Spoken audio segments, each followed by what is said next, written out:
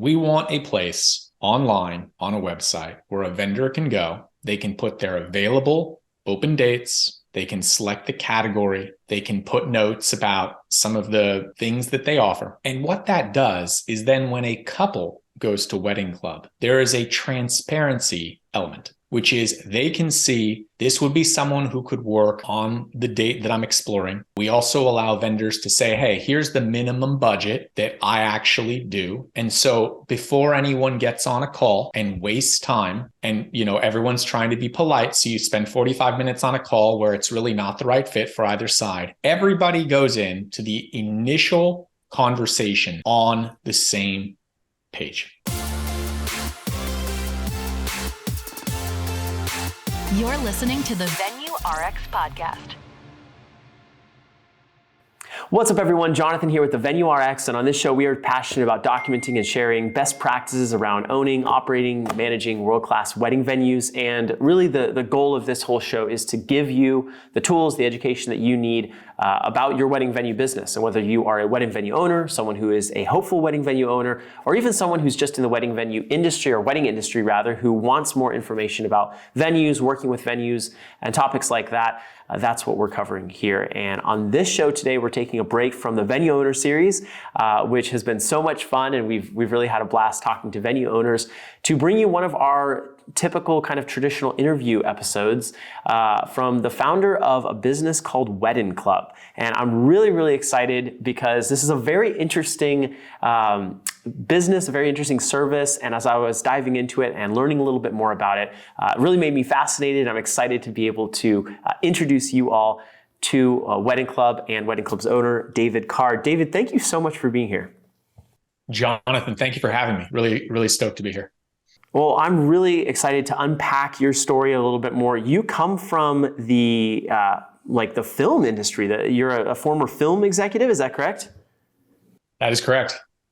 Awesome. Okay, so I want to know, I'm fascinated by origin stories, and I'm really curious to kind of unpack your story a little bit more. How did you go from being a film executive? You've worked on a lot of incredible movies. As I was looking through some of the information that you guys sent over, a lot of incredible movies. How do you make the shift from movies, film industry, film executive, to the wedding industry? Talk to me about that and kind of what led you into this business.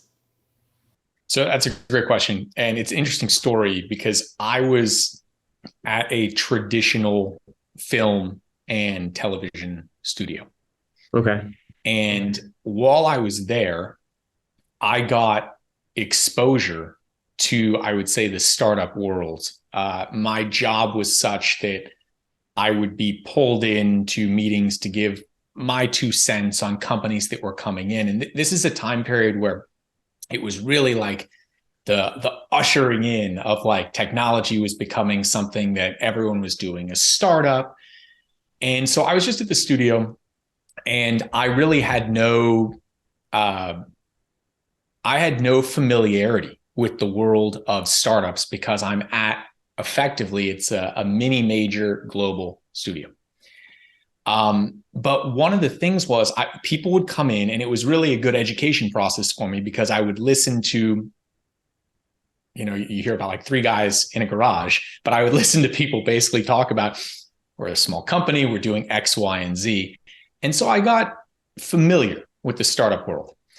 And then for me, one of the things is once I understood that that was even a thing, that a person could even do a startup, I started to look at problems from the perspective of would a company be able to solve that problem. And I would say the main bridge is just that if you work on a movie or a television show, it is a very big project that inherently has a lot of disorganization. And a wedding is a personal project that can have a lot of disorganization. Very well said. That's awesome. Thank you. It's a personal, I like that. It's a personal project that can't have, and most of the time, weddings do have a lot of disorganization. Like even with, whether it's a very effective planner or everything is, curated to not have problems. There's all sorts of variances that happen day of, issues with the timeline, guest arrival. I mean, there's so much different stuff, and talented planners out there know how to mitigate some of those issues, but still, the way you described it was perfect. So lead us then into how did you go from film executive to wedding industry? You have kind of conceptually, you move from that to like startup businesses. Why weddings? Why solving problems in this industry? So I was at an age where people were getting married. And so one of the things too is, the education about the startup world happened before I found myself being in a wedding startup. But one of the things is that conversations I was having with people where people would describe to me that they were getting married, and they all more or less described the same process, which was that they were having trouble finding vendors. And so I didn't, in the initial conversation, I didn't say, wow, that's a company, I'm going to do it. But I'm at an age where I'm seeing people and they're just talking about the same thing. These are people who do not know each other. They have different backgrounds, different geographies, and they're saying the same thing.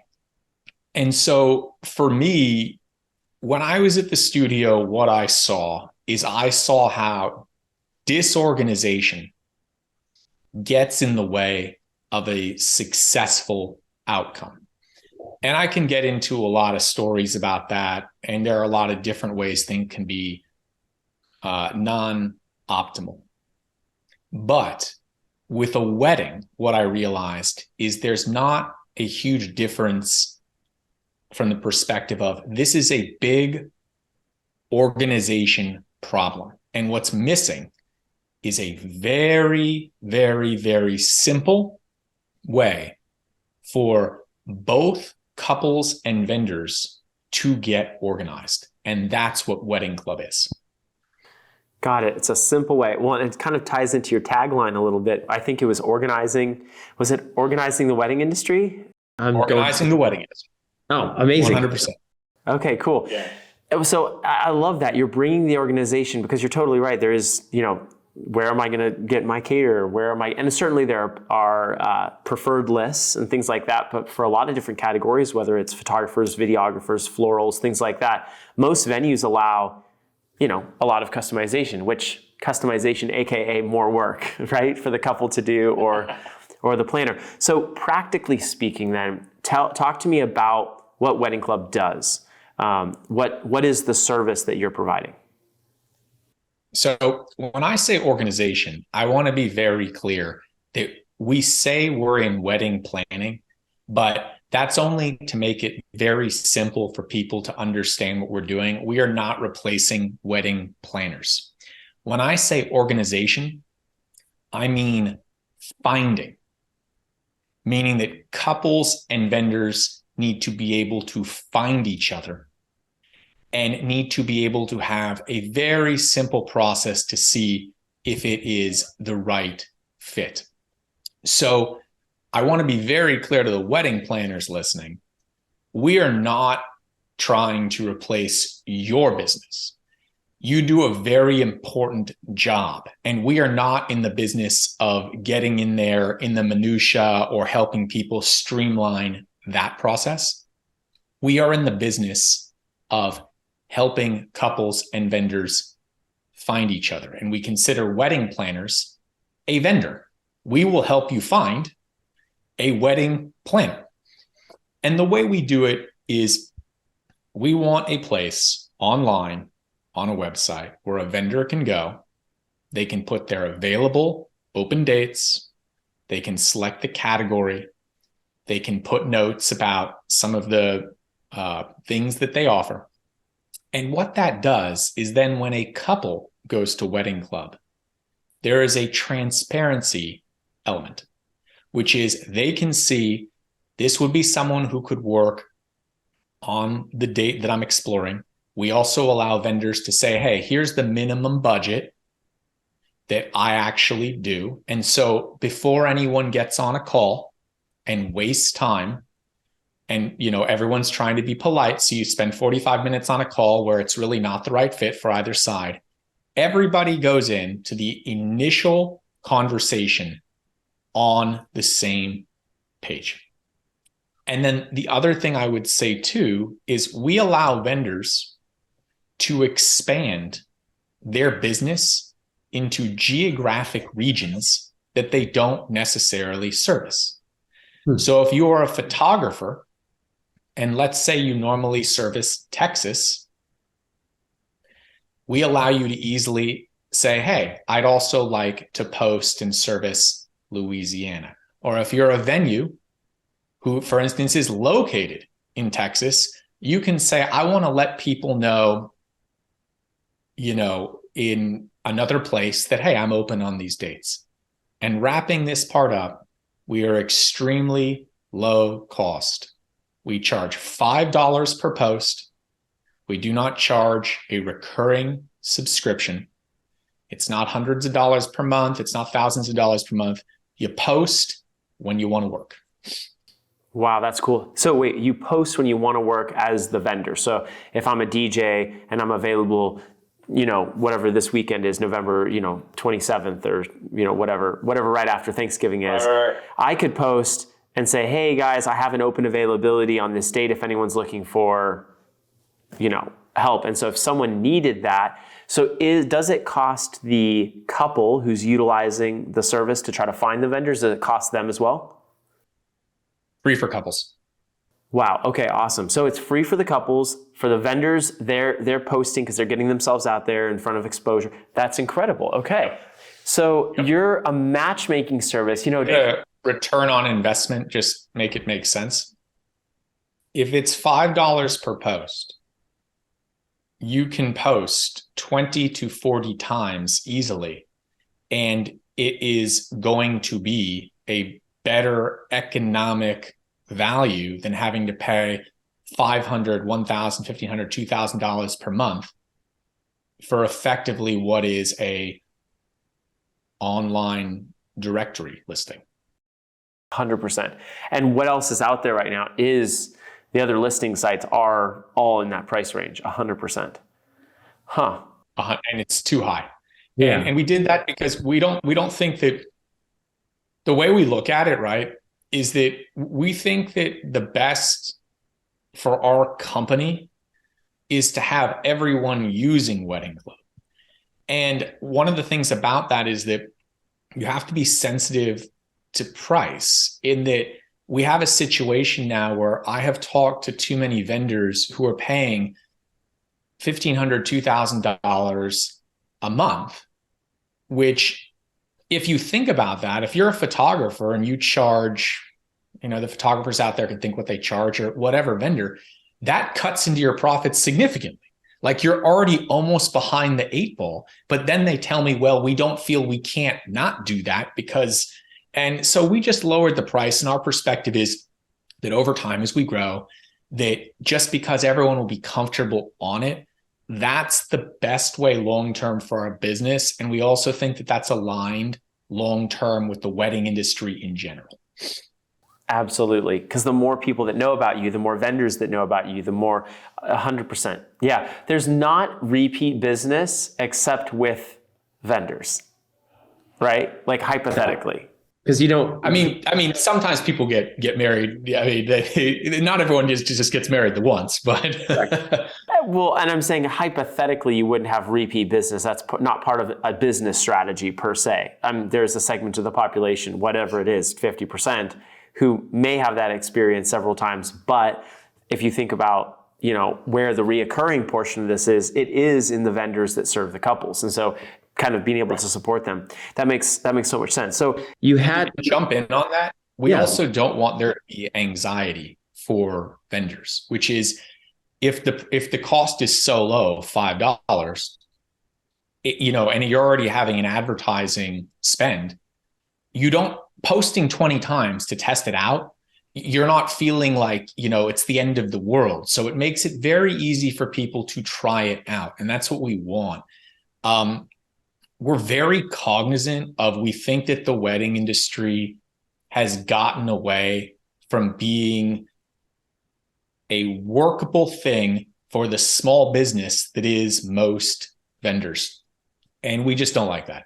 Yeah. Yeah.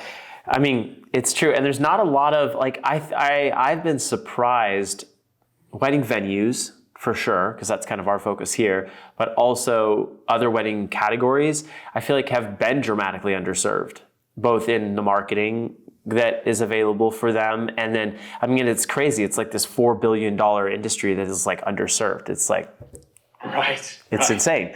But I think one reason it is that I think that a lot of people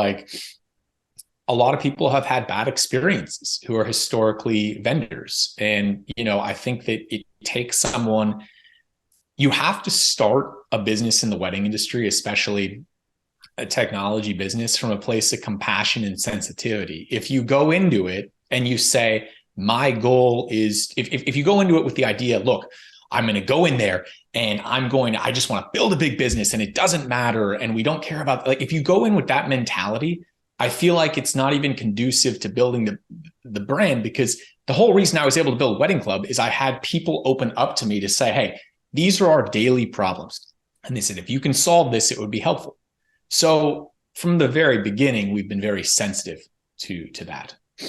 Got it. I was going to ask you a little bit more about that, because not coming from the wedding industry, like not having that background, I interview a lot of people who have like, oh, I was a corporate events planner, or I had some background in corporate America, and then I planned my own wedding. I'll hear that a lot. Or like, there's a family property and just got thrown into it. Someone needed someone. I've got organizational skills. So there was some of that.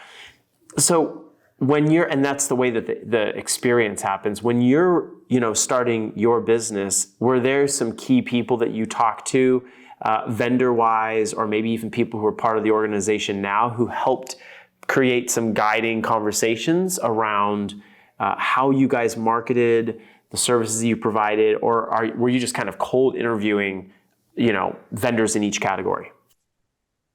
I would say that it was just very organic, because like, if you have a friend getting married and they introduce you to, their photographer, you're talking to that person as a human being. I didn't really go in with I wasn't trying to be like, the whole predatory situation is very bothersome to me, in that one of the things I didn't like is it feels like there's so much lack of transparency and lack of trust. And so for me, being an outsider allowed me to approach it in a much more organic way, which is, okay, this happens to be a wedding photographer, but I'm just talking to a person. Yeah. And when it happened from that perspective, it was just easier to solve. And I think the other thing too is the degree of humility I had, because not being originally part of the wedding industry meant that I wasn't trying to convince other people that I had knowledge they didn't. I always felt like I was the person who needed to learn. And so it allowed me to be a better listener, because if I'm talking to multiple vendors and I'm in the position where I'm actually trying to really listen to them, I'm not trying to like put upon my ideas, it's a lot easier to then say, okay, this is an original way we could sort of go about building a business and helping people. Totally. I love that, because you said you basically are listening to understand, not just listening to respond. And sometimes when we have preloaded solutions, and maybe even having that background 100%. In the industry, you're speaking kind of with an intention of getting a specific answer. Whereas you have that freedom of, you're just listening to another human complain about problems, and there is the gold. I can't say it better. 100%. All right, David. So I had a question, just as we're talking about this incredible business that you have. When did you launch this, or how long have you been around? Well, we've been building it for a couple of years, but we're just coming to market now. We're just letting people know about it, building awareness. And that's why I'm on these shows, to tell people, hey, here we're at. And if you like what our mission is, please help us spread the word. I love that. It was interesting. I asked the question and I was like, well, this podcast is probably a good way to reach some people. So I'm really glad. It sounds like you guys have been around a couple of years and just now kind of getting it out there to everyone. So I'm excited for people to. We've been working on it for a couple of years, but we're just coming to market. Okay, awesome. As you think about the future and think about, growing and think about the different ways that you'll be able to continue to connect, vendors with, the thing that kept going through my mind is like Yelp or Tinder. Like you kind of have some of these matchmaking things, even something like LinkedIn, where you're creating connections. And, there's almost like this social media element to it, but certainly, Yelp is kind of tricky because it's, you're looking at reviews, like from a user standpoint, you're looking at reviews online, you're hoping, 4.6 stars, 562 reviews, great, I'm gonna go there for dinner.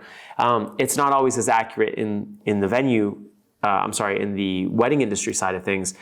As you look at the future of your platform, which direction do you feel like it's going to go? More of an app basis, more of a in-person connecting with other vendors? Like, how do you see it evolving? I think that, for us, we're just going to listen. And our goal is actually more of keeping sort of we're trying to just be very sensitive to, we don't want to be another economic hurdle. And so for us, we're not trying to necessarily like I talked about wedding planners, right? We don't ever foresee we're not going to try to virtually replace a wedding planner. We don't see ourselves as wanting to build a company that does a bunch of different things. We see ourselves as wanting to build something that helps couples and vendors find each other. Because the other thing too that never made sense to me about some of the ways that other people approach,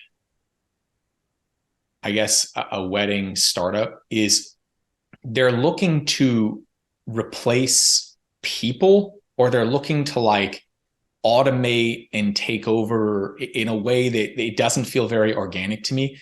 We're just really trying to solve the issue is that there's just too much lack of transparency. We want to kick off that initial conversation with a couple and vendor, really easily. And we'll build anything that helps that. But beyond that, what I would say, Jonathan, is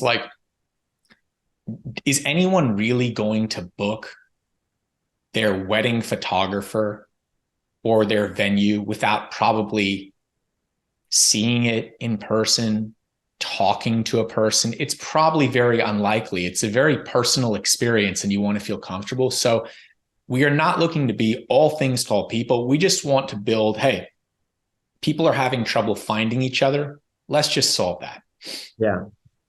I love that. I have two questions for you specifically kind of about this process and what you're bringing to the marketplace. How do you find vendors? Are you exposing more vendors to the platform? And then how are you finding the couples? Because you are kind of connecting those two. So how are you doing the two of those pieces there? Launching marketing right now. Amazing. That's what we're doing right now. Everything so far has been we've been sort of humbled by the response, which is that it's been people sort of find out about it. But one reason I'm talking is when I talk to the sort of the PR firm that's, putting us on these shows, they said, look, the best things in life come from communicating as a human being. And so our marketing campaign is very human. We might be an online website where you click a button, that type of thing. But at the end of the day, we're trying to inject the human element. And so whether it's me talking about it, or whether it's even when you enter your information on the site, if you're a vendor, you'll see very quickly, all we're trying to you can post in less than 2 minutes. We don't ask you for a bunch of information. We want a vendor and a couple to talk, but we want them to talk where the hard questions are out of the way. If it's the right budget, fit. You know if that person will do your location. That's all we're trying to do. And then from there, human beings have to talk and figure it out. That's so neat.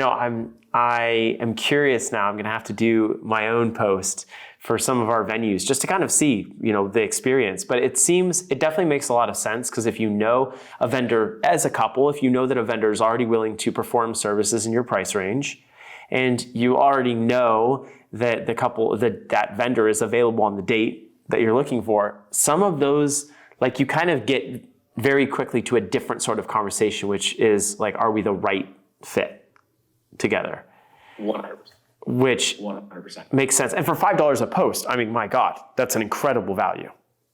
Yeah, because and it's even better too, because we let you post. If you're a vendor, a lot of other places, if you're, for instance, a vendor in Dallas and you also want to advertise in Austin, other places will say, well, that's a different wedding market. You got to pay again. For us, we charge by the open date. And then we will charge if it's a different state. But if you want to post in Texas on a specific date, you can post anywhere in Texas, Dallas, Austin, San Antonio, and it's still $5. Wow. What I want to keep going back to is the human element. And we're very conscious of, we believe that even if we grow a little slower because we're not going to charge as much as we could, we believe long term it's the right way to go, because we will be the place that people will like. And so for us, we're not trying to think of 100 different ways to cut you. We're not saying this is a different wedding market, that, we got to have a surcharge. It's $5 per post. You could make 20 posts. You can get your name out there as a vendor. We want to make it simple. And then on top of that, we're not asking for a bunch of information. These profiles online, it's like they're asking you to write a doctoral thesis about your business. Just in 2 minutes, I'm free on these dates. These are the geographies that I work. My notes are this, I provide this thing in my, my whatever that's different than other people. You put your contact info up. Step two, that's step one. Step two, we're transparent. This is what you're going to be charged. You make it 20 posts, it's going to be 5 times 20, $100. That's less than 500, 1,500, and there are only 4 weekends with 3 days per month. Simple, transparent, not high priced. That's what we want. And we want you to tell your friends. We want everyone to say, this is great. This is the long-term solution. Boom. I really like that, especially as a tech company, or like having a tech background. There is a sense of it not being human. And, there's a mentor of mine who I follow pretty closely his stuff. His name's Alex Hormozy. I'm not sure if you've heard of him before, but really cool guy. And he does talk about that. Like, if the value equation, if the price is low enough where there's not really a resistance point there, but the value is so high, the growth happens exponentially because people are sharing with each other. You're not trying to force feed the marketing. No, we don't want, I can't say it better, Jonathan, because the thing about it is that we don't think the long term is good by just because we could making the most short-term money. Is that really a business that people are going to like? Or if you're even able to charge people way too much, is that a business that people are going to feel good about? They just feel trapped. Yeah. Yeah. And so for us, we want you to you listen to this, you go on and you post 20 times, whatever it is. We want you to say, that was easy. I want to tell 5 friends. And we want everyone to say, hey, we got to shift to WeddingClub because this is a much better thing. That's what it's about. And that's what I'm just trying to get across here in a human way. So David, I'm curious about, how active different vendors are. Because ideally in an ideal world, you'd have couples that were looking for vendors looking to offer their services, and there would be this matchmaking happening. But if we've got vendors listening to this right now that are like, oh my gosh, I need to get on WeddingClub right now. This is they're going to click the link because we're going to have all the stuff in the description, and they're going to go and they're going to go there. Are there areas currently right now in the country that you have a higher saturation or higher volume of users than other places right now, just as you grow? Don't even pay attention. We have plenty of people on there. You can go on there and you can start scrolling down. But for me, I look at it as it's just a human thing. Wherever you are, our goal is just to spread the word. We're just trying to be like the gospel. So whoever's on there, wherever you are, that's fantastic. And we're supportive of that. What we want is, if you listen to this and you like what the mission of the company is, try it out. And if you don't like what I'm saying, what I would say to you is we're so respectful of the situation. We say, great, there's no pressure. We don't even want you to feel any, that's the mission of the company is just come on in if you want. And if you don't, maybe we talk about it a little bit later, but we pay no attention to any of that. We just want people to come on who are excited and tell their friends. Totally. Well, and the second question that I had kind of loaded onto this one was, if you have people listening right now who want to refer their friends or want to refer other vendors, maybe they're a wedding planner and they're like, gosh, the 12 people that I work with most, they all need to be on this platform. You're just having them send, the link over and they're getting signed up, or are there affiliates, or are there other ways that you're helping people, kind of like you said, spread the message? We make it simple.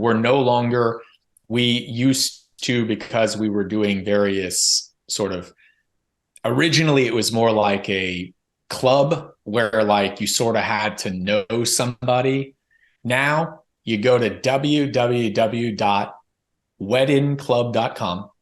That's WEDDIN, no G, CLUB.com, weddinclub.com.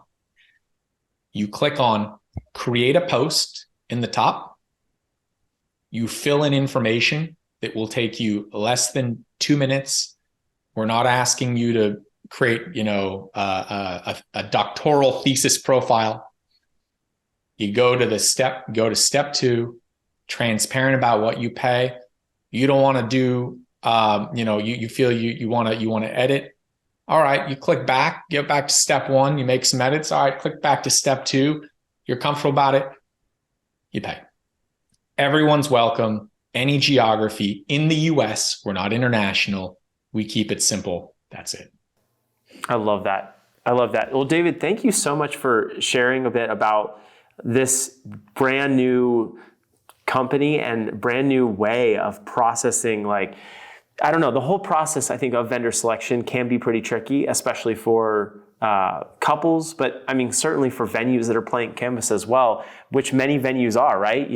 You're like, oh, what's going to come out of this crapshoot of the couple kind of reaching out. And so by making it more streamlined, by making it simple for vendors to get on the platform and simple for couples to find these vendors, I think you're doing something really good for the industry. So I'm excited for people to click on your link. And again, we are going to have all of that in the descriptions. You can go check that out. And then is there other places, if someone wants to connect with you? Can I say one more thing too?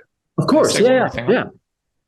If you're a venue and you are a small business, and let's say you even want to host a wedding in a venue that has never done a wedding, this is fantastic for you. We find couples wanting to make a very personalized wedding experience. If you have a great barn and you thought to yourself, this would be a great place to have a wedding for someone who wants to have that type of environment, you can post. You never have before needed to have hosted anything. All you have to do is have a passion about the wedding industry. You have to be someone who has a great environment that would be for a wedding industry. Go to WeddingClub. David, I love that you said this, and I'm going to push back a little bit, cause some controversy maybe.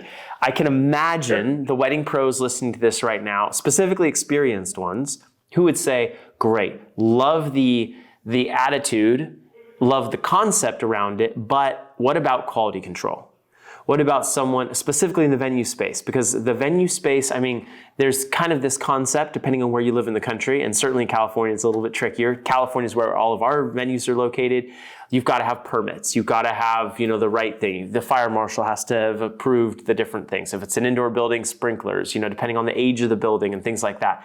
I know in different parts of the country, things are more or less strict. And we've talked to venues that are, it's really strict.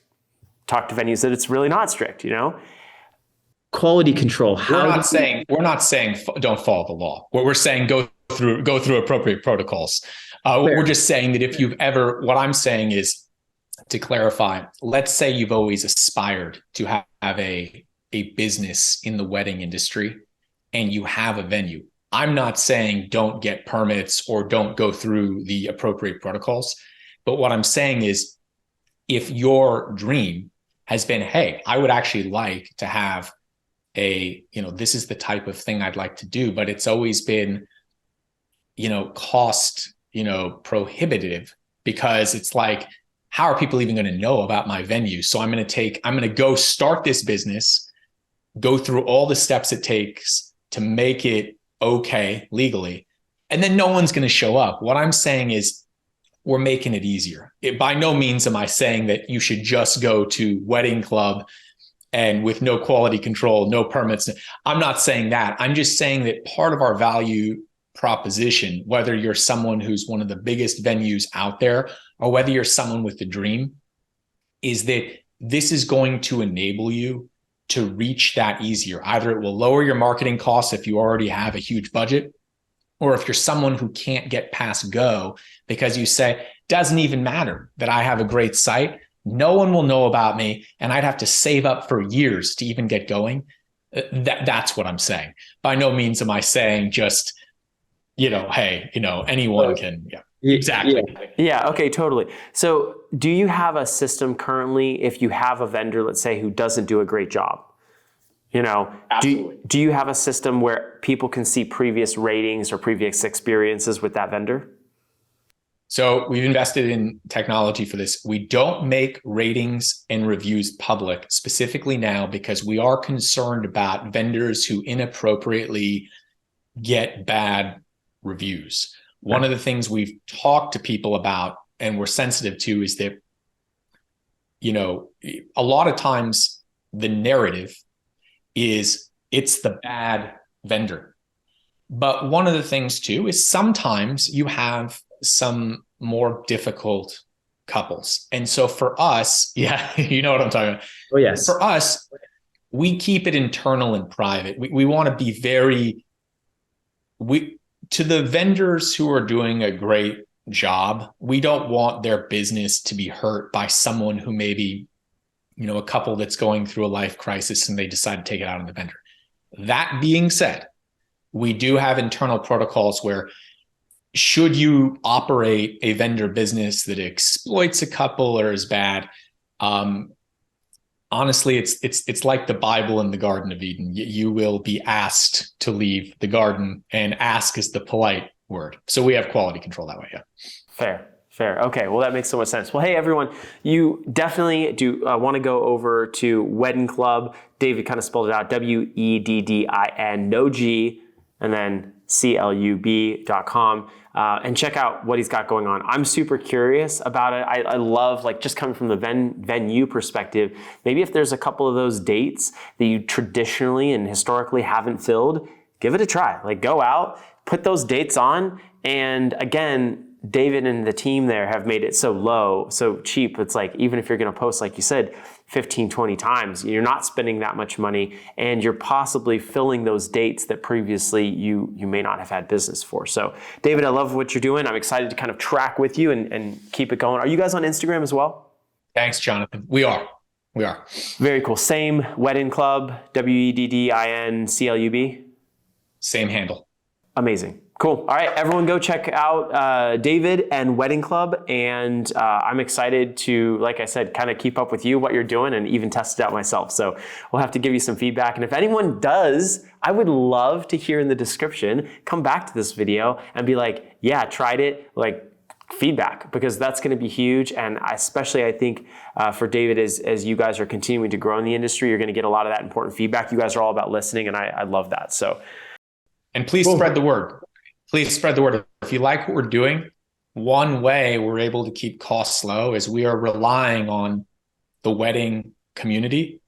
So help us grow, because the reason we're not charging so much, we are reliant on word of mouth.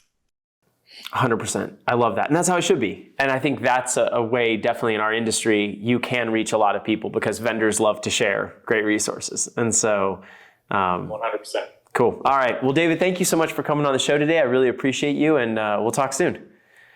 Thanks, Jonathan. Thanks for having me.